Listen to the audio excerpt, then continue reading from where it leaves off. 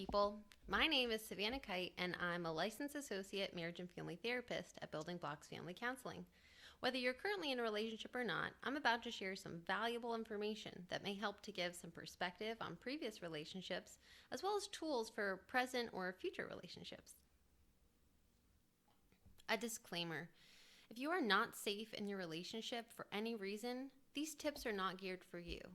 Instead, consider talking to a therapist individually, calling the statewide domestic violence hotline, or calling the Georgia Crisis and Access line, both of which are available 24/7. I'm going to primarily lean on the work of John and Julie Gottman of the Gottman Institute. A little background on these folks. John is a psychological researcher who's been studying people in romantic relationships for over 4 decades. Together with his wife Julie, a clinical psychologist, they've been able to identify what makes a relationship work and what makes a relationship hurt. So let's dig in. The Gottmans have categorized couples into 2 groups, the masters and the disasters. From these titles, I think we can tell which group we'd rather be in.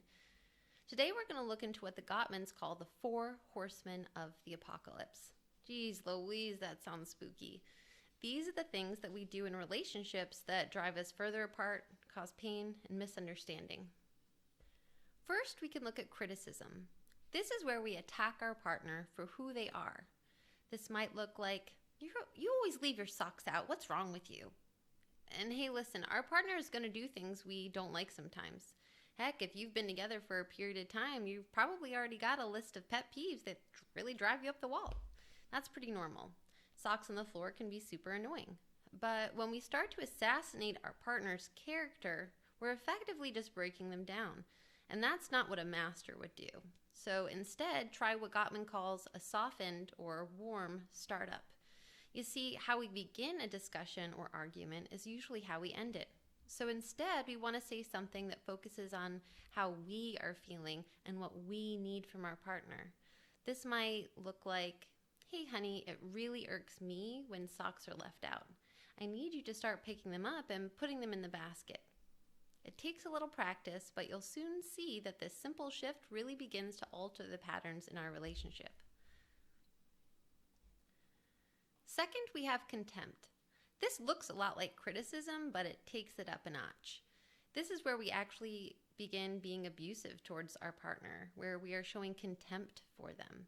This is when we start getting sarcastic, rolling our eyes, mocking our partner, calling them names, and overall belittling them for who they are. This might look like, you always run to your mommy when there's a problem. What a baby. You're not even a real man. Yikes. Sounds pretty painful. This sort of contempt builds up over time and in a culture of me versus you. We really want our partners to know that we're angry, or even further, that we don't like them. So how do we turn this behavior into what we might see in a master's couple? We instead build a culture of appreciation. It's easy to catch our partners doing something wrong, but the trick is catching them doing something right. For some of us, this might take a little effort and initiative. Try to point out things that your partner does that improves your well-being, is helpful, is kind, or funny. Hey, thanks for unloading the dishwasher. I really appreciate it. Or sending sweet texts. Good morning, my love. I hope you have a great day. It's really as simple as that. Next up on the spooky list is defensiveness. You can imagine that if someone is being critical or acting with contempt towards you, that you'd get defensive. This kind of looks like, why didn't I pick up the socks? What, your arms are broken? Or even to the point of victimizing oneself. I do everything else around this house. Why are you always picking on me?